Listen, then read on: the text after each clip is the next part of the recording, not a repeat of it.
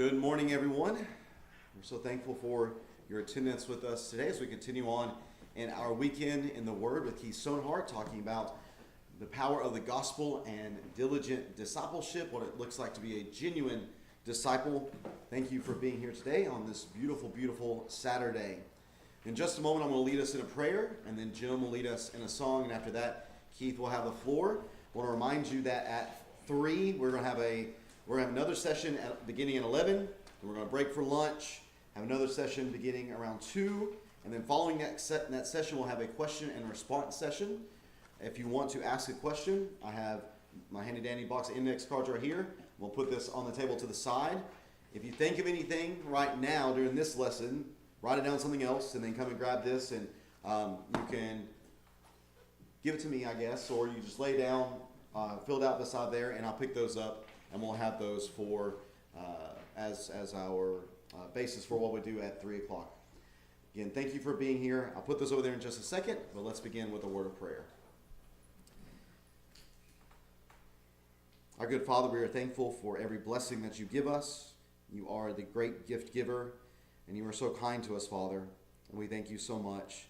Thank you for a good night of rest, and thank you for the opportunity to be together today. Thank you for the beauty of this day and the blessing that it is to be together. We're thankful for Keith being with us this weekend. Pray that you'll bless him in his presentations today. Bless us all as we sit at his feet and listen to his teachings from your word. We pray, Father, that we will think upon the things that he shares with us, that we will truly meditate upon them, and that we might seek to use them, Father, as we strive to show the power of your gospel in our lives and to live lives that show the genuineness of our faith. We pray that you'll be with those that aren't able to be here, that you'll strengthen them in their needs, and we're thankful for those that are able to be out with us today. Pray that you'll be with us in all that we do, Father, and thank you for Jesus. In his name we pray. Amen.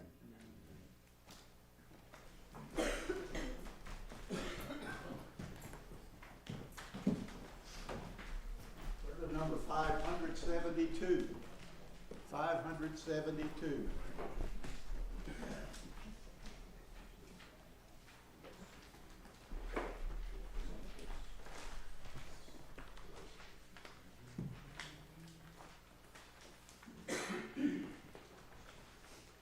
We'll sing the first, third, and fourth verse.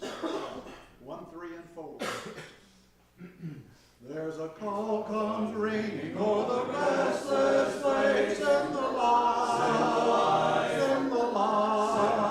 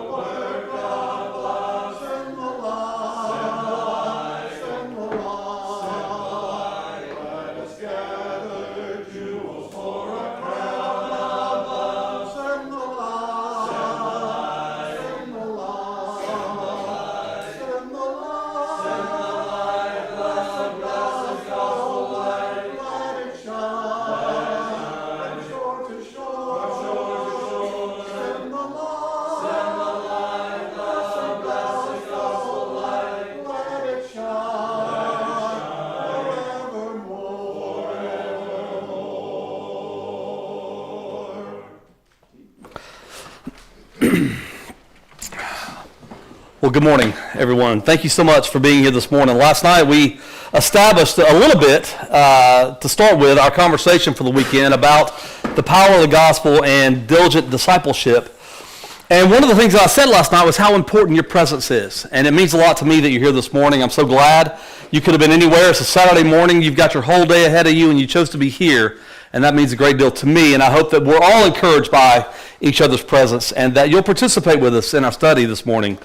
We're going to be looking at this first lesson here about statistics, and that I am a statistic in a sense, and I want to share with you a little bit of my conversion story since we're talking about the power of the gospel and how important it is that we share that with others. Last night in our lesson about finding our people, we talked about how important it is to share our stories with others. When you think about it, that's exactly what the Apostle Paul did. Everywhere the Apostle Paul went, he shared his story with others, highlighting the power of the gospel in his own life and how it changed him and how it can change others. You never know what people are dealing with. And every day you run into people, and they've got a whole life experience that's completely unique to yours, and yet we still have so many things that we deal with in common. So many of us have the same struggles. They're unique to you, but they're the same in the sense that we all go through similar things. A lot of that for us begins in the eyes. This is a J. Oswald Sanders quote that I keep on my desk.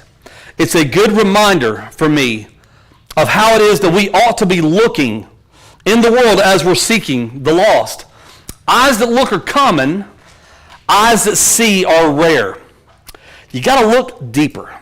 You got to look harder. I think sometimes we look at someone, and one of the things that I've heard in my years as being a Christian, I became a Christian in 2001, so so a little longer than what it used to be, but still I didn't grow up in the church. And so this was one of those things that really have meant a lot to me about sharing the gospel with others. I think sometimes we hear things like, oh, well that guy is a good candidate for the gospel. You ever hear that? What does that mean? What does it mean that someone is a good candidate for who isn't a good candidate for the gospel? Who doesn't need it? And I think sometimes it's that mentality. We look at someone and we go, yeah, I don't think I'm going to bother with that. It's a lost cause. I don't think they're going to respond. I'm not going to waste my time. Or whatever the reason we might have to justify not sharing the gospel with someone, we find it, and it begins in the eyes. It's easy to look at someone. It's so much harder to see them. And so that's what I want to focus on a little bit this morning in this, about being a true disciple. And there are several quotes that have lived with me for the last 24 years of being a Christian, and since that time, I plan to share at least one more of those with you this weekend.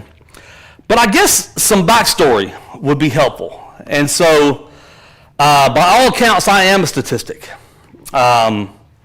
There's a few stats that I gathered in regards to that statement. I'm just going to share those with you, so I'm going to read these from the screen. If I'm reading to you, just bear with me. Number one, half of all American children will witness the breakup of a parent's marriage. Half. 40% of children growing up in America today are being raised without fathers. Studies in the early 1980s showed that children in repeat divorces earn lower grades. Teenagers in single-parent families and in blended families are 3 times more likely to need psychological help within a given year. Compared to children from homes disrupted by death. Now listen to this one. This one struck me. This one hits home. Compared to children in homes disrupted by death, children from a divorce home have more psychological problems.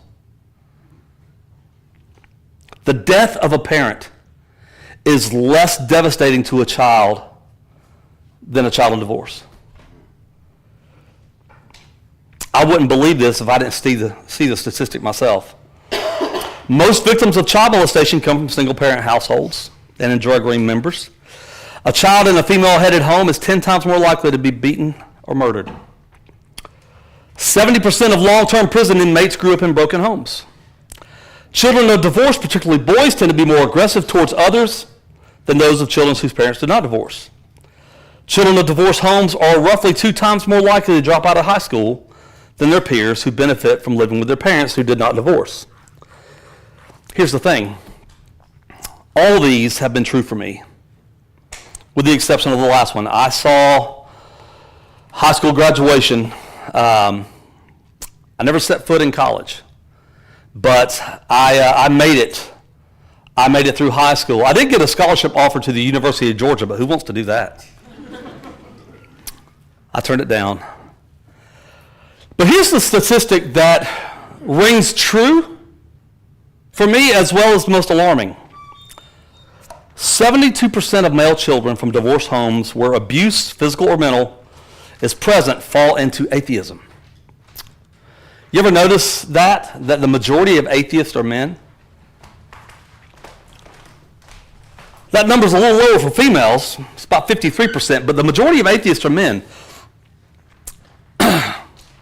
Charles Dawkins, world-renowned atheist. He's written books like The God Delusion and others.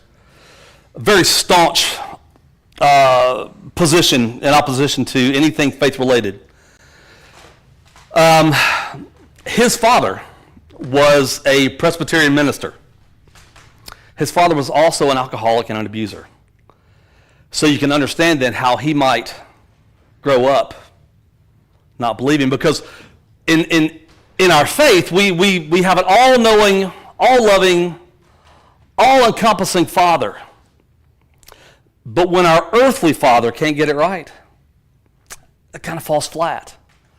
And that was true for me as well. And I did fall into atheism. I'll tell you this is another quote. Whenever Jesus is telling Peter, Satan has asked for you that he might sift you like wheat. I love this quote because this is also true for me too. Satan does not wait for kids to grow up to sift them like wheat. I'm not sure what the age of accountability is. I've heard that statement used since I became a Christian in 2001, and I'm still not sure that I understand what the age of accountability is. But I know this. Satan's not going to wait for a particular age to come for you. Satan came for me when I was 5. And there's, again, a whole story that goes along with that.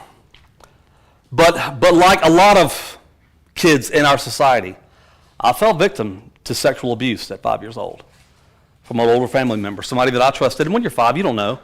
You don't know what's going on. You don't know why this is happening. You just know that it's happening, and you trust this person. Satan didn't wait for me to be 12 or 13 or whatever. No, by the time I was 12 or 13, I knew what had happened to me by then, and I was angry about it. And that had an effect on me. And so to qualify my statement that evangelism involves the eyes, it's often what we fail to see in others. No one knew that about me. I never told anybody about that until I was a Christian. I carried the confusion and the guilt and the anger of all that into my whole adult life, which then fueled a lot of things that I had to overcome. Because you can't just look at someone and know if they're abused or not.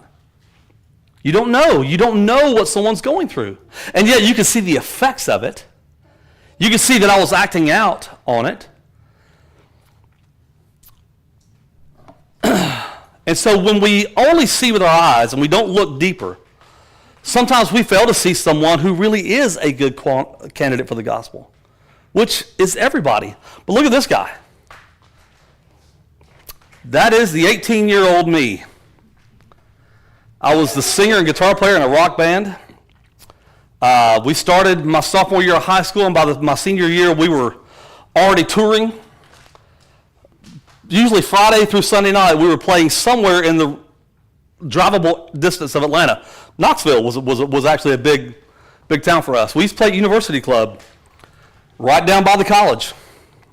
And we would play there.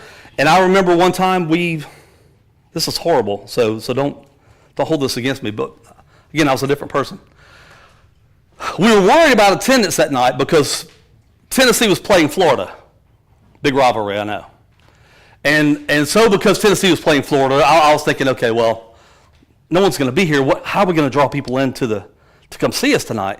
And so we changed the name of our band that night to Free Beer. And so the sign outside said, "Free beer tonight."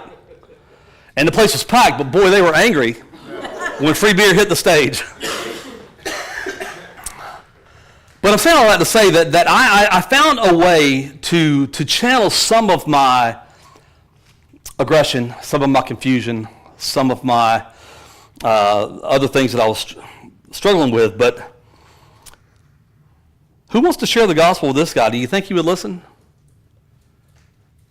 Do you think he would care? This guy failed the 9th grade for being suspended 9 times that year for fighting. A little bit of an anger issue going on there. This guy was drinking, smoking pot, very sexually promiscuous by 14, and by 17 already experimenting with cocaine and methamphetamines and well on my way to addiction. Life of the party, though. I was a good time guy. And so, judging by my looks and my behaviors, who in their right mind would think for a second that I would sit down and listen to someone share the message of Christ with me? I definitely didn't put a very welcoming persona out. Of course, that's a defense mechanism. I'm just trying to keep myself safe.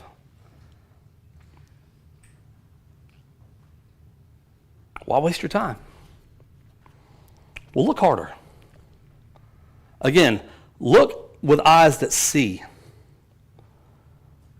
There is behind this look and the egregious behavior a young man who was hurting and desperately seeking relief. I was seeking peace.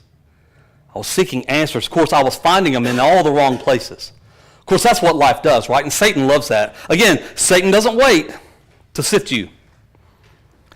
And so that hole that was in my life that was creating this tornado of a vacuum was getting filled with sex, drugs, and rock and roll, right? That's what I was doing, and that's what, by and large, majority of the world does. You're looking for answers, you're looking for peace, you're looking for comfort, and Satan is going to give you everything that's available right away with no long-term solution. And you just dig yourself deeper and deeper and deeper. You end up in this spiral that you feel like you're never going to get out of. But this was a young man who desperately wanted to believe in something. The saddest part is that I went to high school with Christians. I mean, yeah, we had all of the denominational flavors in my high school, but there were actually members of the church that went to my high school. Now, I didn't know that until years later. My third, maybe fourth year, second or third year, maybe second or third year, serving as a counselor at Florida College, Alabama camp. And this woman comes in, brings her son in, and I'm going to be her son's counselor.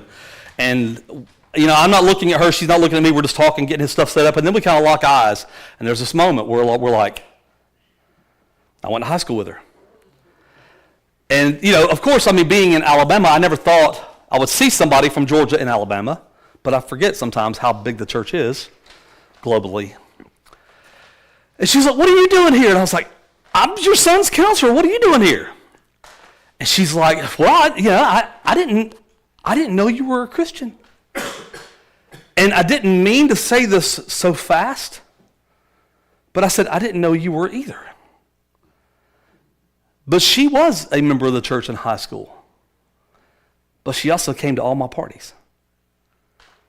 And so there's a level of hypocrisy brewing around in this young man's mind, where I knew people who claimed to be Christians who on Friday and Saturday they'd either be at my show or they'd be at my house, they'd be at the party, and they'd be doing all the things that we were doing, but then on Monday they would condemn me for doing all those things. So I said, well, if this is Christianity, I want no part of that. And don't misunderstand me, it's not that people don't have struggles. In the next lesson, we're going to talk about temptations and how even as disciples of Christ, we struggle with things still that Satan uses to sift us. But at that time, what I wasn't seeing was struggle. There was no fight being put up. She was funneling beer with the rest of us. And so, I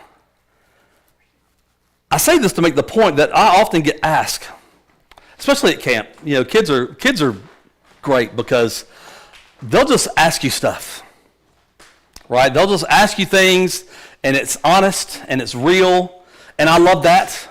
I'm a little bit of an honest and real guy myself. I'm a big fan of real talk. You know, I don't know that we necessarily have to have a lot of decorum when it comes to talking about essentials in life, and so I'm a real talk guy. And kids will give you that, man. They'll just ask you right out.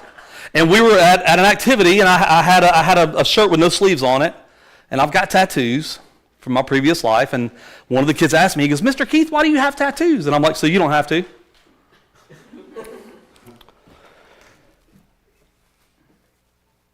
But here's the thing. When I became a Christian, and I get asked why I became a Christian so late in life, it's stuff like that. And I got asked by a kid one time at camp, he said, "Why'd you wait till you were 28? And I said, "No one shared the gospel with me." And that was just the truth. No one was going to share the gospel with that guy until somebody did. And here's the thing. Even in high school, when I'm walking around the halls looking like this, being the party good time guy, if someone would have said, "Hey, do you want to come to church with me?" I would have gone. I would have easily gone. Because I did want to know. I wanted to know, even if, just for the social aspect of it, I would have gone. But no one invited me. No one ever said, "Hey, you want to come with us?" Maybe they just assumed that I wouldn't go, or maybe they just didn't want to ask me. Because again, eyes that see are common. Or eyes that look are common, eyes that see are rare. And so, I graduated from high school. I spent 10 years in my band. We toured the country for the first 5 years about 25 days a month. So we were gone all the time. We lived in hotel rooms. We lived in our van.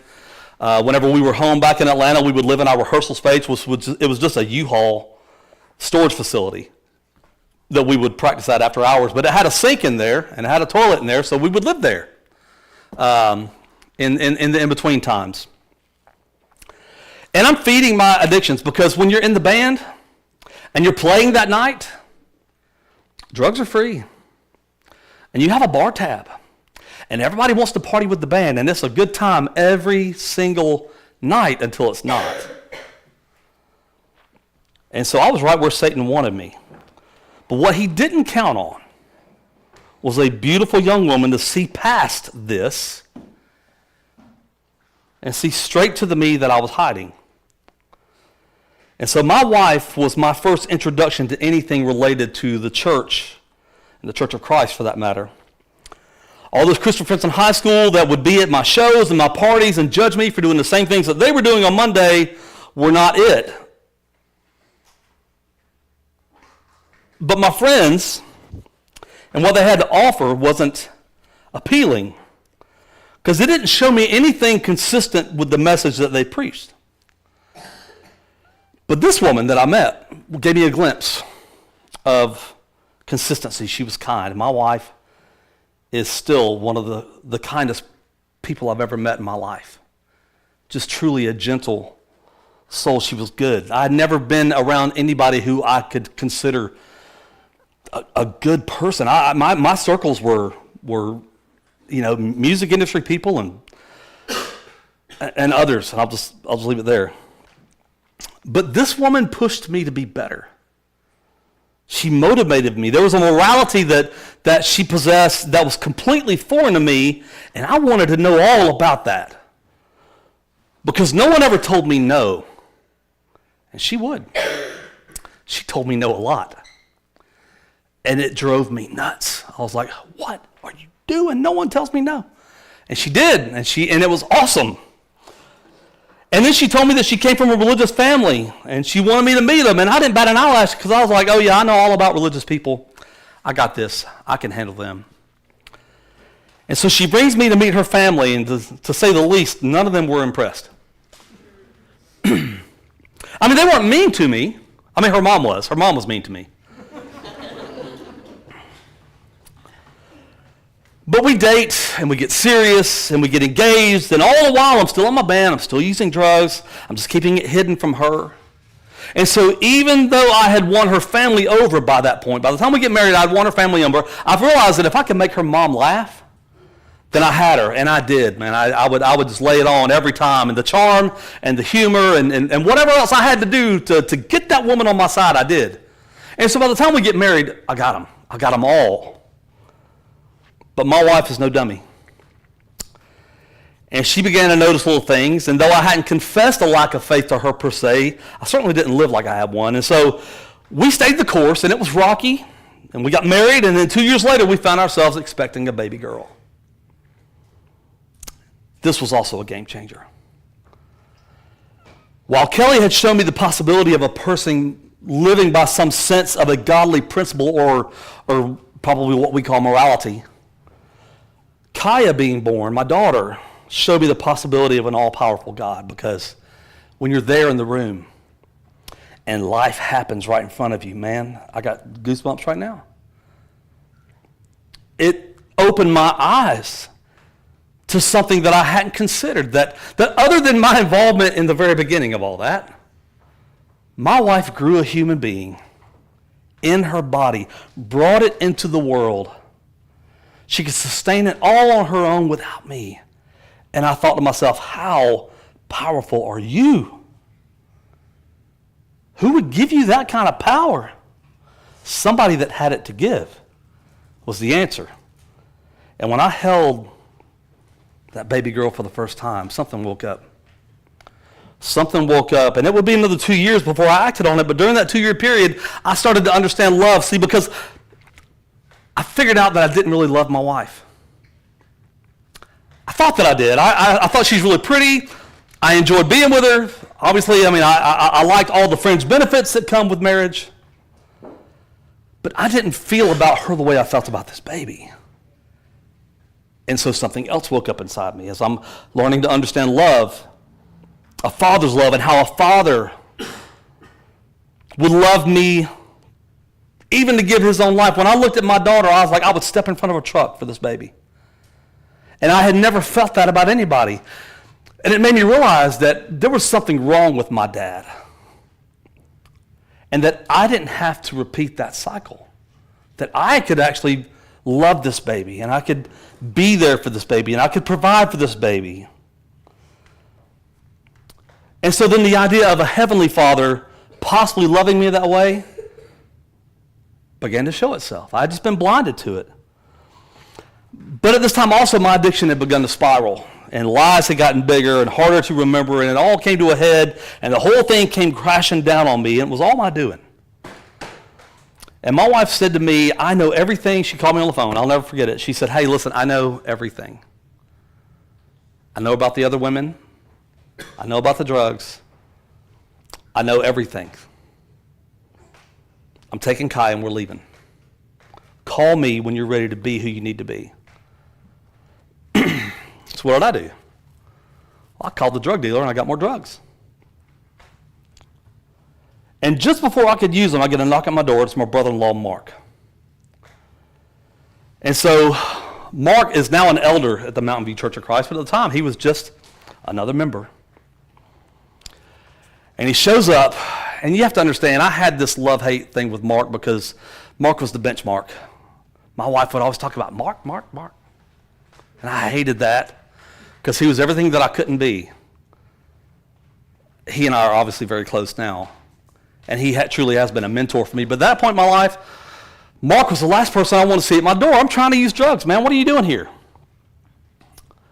Well, he came there to stop me. And we sit down at the table, and he says, man, what are you doing? And I guess no one had asked me that because I didn't know how to answer. I said, I don't know. He said, well, I can tell you what you're doing. He goes, you're ruining your marriage. You're ruining your family. You're about to throw everything away. And we just started talking, and for the next 3 hours, I just told him every ugly truth about me. And so he's looking at me. And now, listen, I'm from the streets. I grew up rough, and so I'm not worried about Mark. Except he's looking at me with a look that scared me to death, and it was determined. It was something I didn't have. Mark had determination, and I had none of that. And he's looking at me, and he is mad because he started dating Kelly's older sister. She's 8 years older than Kelly, so she started dating when they were 14, and so my wife is like 8 at the time. And so this is his little sister. And I just tell him that I have completely done her wrong. And he's looking at me, and I realize, I'm like, oh, Mark's mad. Mark's going to take me outside and beat me for all I'm worth. But he didn't. He said, well, you've made a mess. He said, you've lived your way 28 years, and you made a total mess. What have you got to lose in trying something else? I said, Mark, I don't believe in God. He said, I know. He said, but he believes in you. Why don't you come to church with me tomorrow night? I can probably get Kelly to meet you there. And so we showed up, met her there. We obviously didn't ride together. We didn't speak. She wouldn't even look at me. But we walked into that church building, and we appeared to be together. And when we walked into the Mountain View Church of Christ that night, no one knew what we were going through. And I don't remember the songs that were sung. I don't remember the invitation that was given. I do remember the Bible class. Brownie Reeves was preaching or teaching through Revelation 19, and I kept thinking, what have we gotten into? Because that was a scary book, man. I do remember that. But what I remember, again, and I told y'all last night, I went in with like all the reservations. I got this crazy hair. I've got earrings. I've got a nose ring. I've got an eyebrow ring. I've got tattoos. I mean, I've got all this stuff going on. And I walk in apprehensive. And those people just loved me. They didn't care what I looked like. They didn't care where I came from. They didn't care what I'd done. They didn't even know, but I'm convinced they wouldn't have cared what I'd done. They were just glad I was there. And so that Mountain View Church of Christ became our family. We studied. And as we're in the foyer trying to leave, this big man, Brownie Reeves, is a preacher there. I don't know if y'all know Brownie or not, but Brownie is a big man. He's 6'4", big and loud. And he comes up, and I'm kind of backing up as he's walking up to me.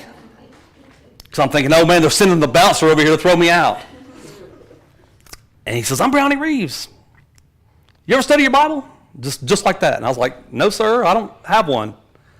I'll bring you one. How about tomorrow night? And he did not let us out of the foyer without a study. And in my mind, I'm thinking, well, it'll get Kelly home tomorrow night, so yes. And so he shows up. He brings me a Bible. And before we can study, I'm still here. And I'm thinking I'm going to get you with all of my atheist gotcha questions, all my mic drop moments. And so we start going through all these things that I think that I'm smarter than him on. And every single time, he'd open his Bible, and he'd push it across the table, and he'd make me read the answer to my question. And after about 2 weeks of that, I finally started to trust him. And I started to trust this, and I started thinking to myself, well, maybe there is something to this. Because all those dumb questions that I had was just stuff that you hear. It's the stuff that a lot of times the atheist and agnostic community will tell themselves to make themselves feel better. The things about mixed fabrics and shellfish and all that dumb stuff. But that was the thing that Brownlee never made me feel dumb. He just showed me the truth. And so finally, 3 weeks in, we start studying. And then 2 weeks later, Kelly and I were baptized into Christ.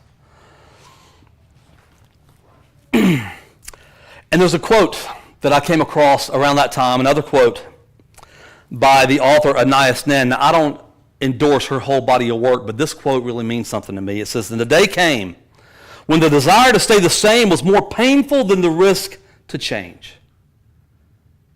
I was like, yeah, I'm there. That it's going to hurt me more to stay like this than to change everything. And so we did. Kelly and I were baptized.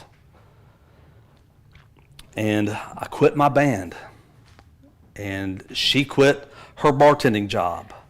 And we didn't know how we were going to make money. We didn't know how we were going to live. We didn't know how we were going to do anything. But I knew this. For the first time probably in my life, I was going to sleep. I was going to sleep good. Because I knew that if I died, I was going to heaven. And that was the first time that had become real to me. And this comfort and peace and a clear conscience and love and all of it was finally coming into view. And though the road to discipleship was just as rocky as this one, that's another lesson for another time. Here we are. We didn't get divorced. My daughter has now made me a grandpa. And we've got another one coming in July, and I can't wait. And there are obviously a lot more details to that story than I can fit into our window of time here. But I want you to notice something. There were several people that were involved in making this guy a good candidate for the gospel. And obviously that first person was my wife. She was the first introduction to anything Christian that I'd had, because one detail that I left out is that she had grown up in the church as a child.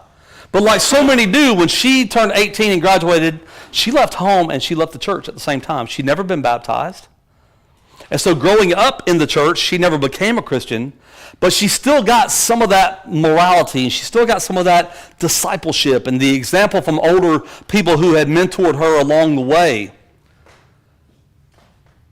But that established something in her that became very attractive to me, that goodness, that kindness, that ability to tell me no at times. All those things became huge, and it was because she had been exposed to it. And so that's why I say, when your kids are little, bring them. Bring them. Sit through the service. If they're crying, it's okay. Babies crying is the best thing I can hear in church, because it's the sound of life. It's the sound of future. And so bring those babies. Bring them. Let them sit through the lessons. You think they're not getting anything. They are.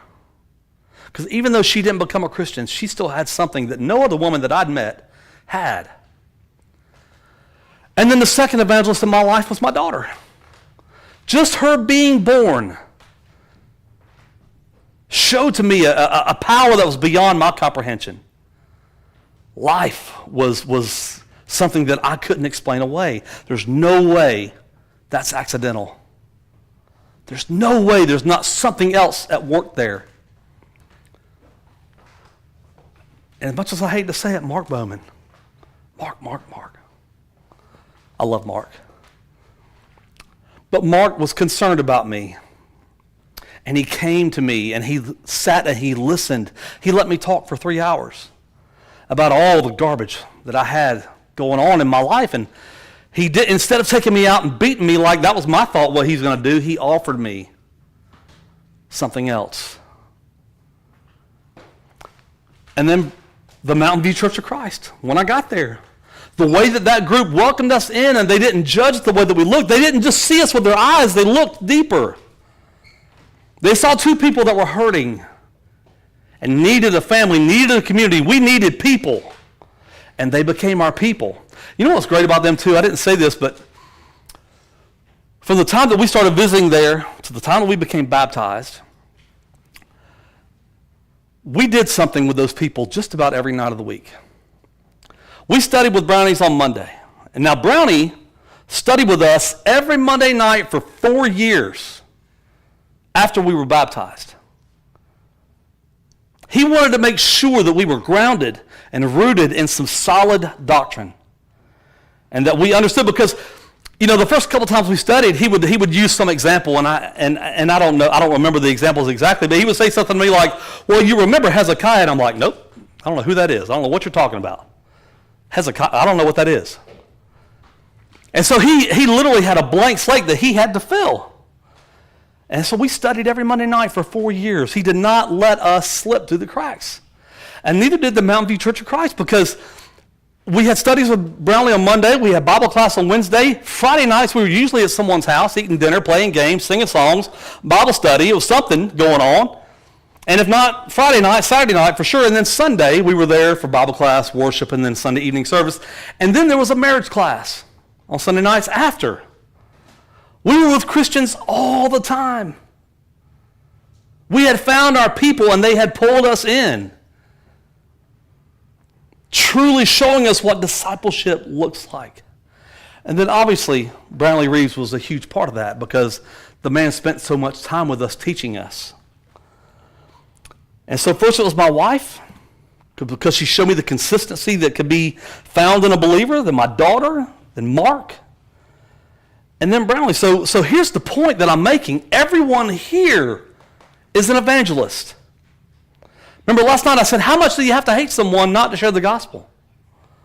And you might think to yourself, well, I can't really do that. I'm not really a speaker. I'm just not comfortable enough speaking to people. Fine. Do you have a table? Can you make a sandwich? Then invite them and invite Nick over, and Nick will come teach them. Hospitality is huge in evangelism. Because when we come to worship, and inviting people to worship is great. Like I said, no one ever invited me when I was a kid, and I would have gone. And so inviting them to hear this is great, but the dinner table is where the magic happens. Because everybody at the table has a voice. When I'm up here, it's only me talking. But at the dinner table, it's all of us. And you can talk and you can truly reason from the scriptures. So if you could have a dinner table and you can make a sandwich, call Nick. Call me, I'll drive up here. Listen, free food, I will make the drive. And what if I told you, you don't even have to talk? You don't have to come up with your own words. When I say that, I mean you don't have to use your own words.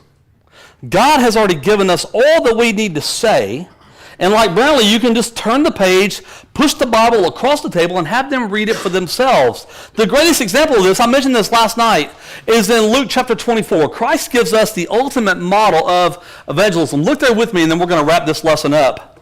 I just want to share this ultimate example for us. In Luke chapter 24, this is the first day of the week. This is the day that Mary had gone to the grave. And she gets there and it's empty. And she runs back and she tells the group. We know that John and Peter run out there and they see, and there's all this buzz going on. So this is the first day of the week. And in verse 13, it says, "And behold, two of them were going on the same day to a village named Emmaus, which was 60 stadia from Jerusalem, and they were conversing with each other about the things which had happened.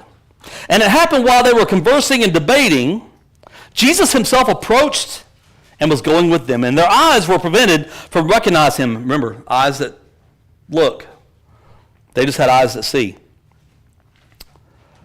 "And he said to them, 'What are these words that you're discussing with one another while you're walking?' And they stood still looking sad. And one of them, named Cleopas, answered him and said, 'Are you the only one visiting Jerusalem, unaware of the things which have happened here in these days?' And he said to them, 'What things?'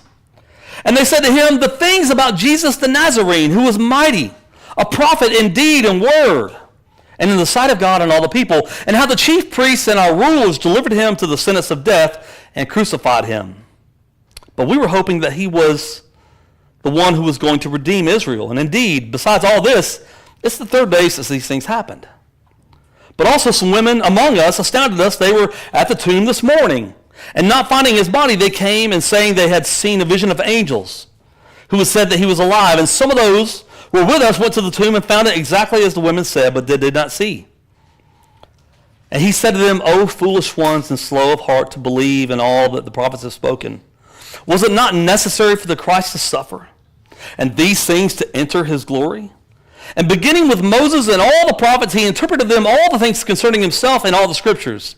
And they approached the village where they were going, and he acted as though he was going to go further, and they urged him strongly, saying, 'Stay with us, for it's toward the evening, and the day is nearly over.' And so he went on to stay with them. And it happened while they were reclined at the table, he took bread and blessed it, and after breaking it, he was giving it to them, and their eyes were opened, and they recognized him, and he vanished from their sight.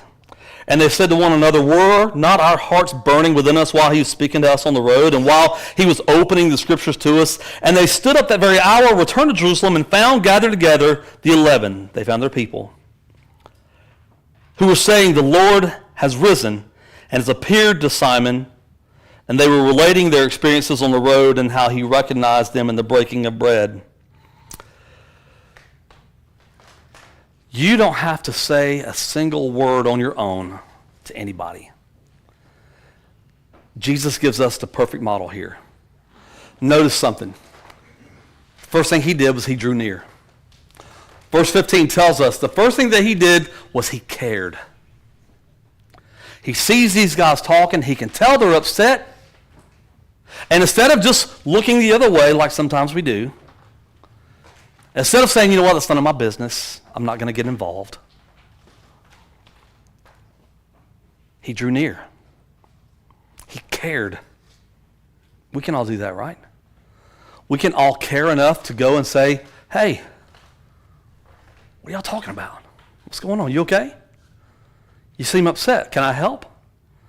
He asked them questions. He said, what are these things you guys are talking about?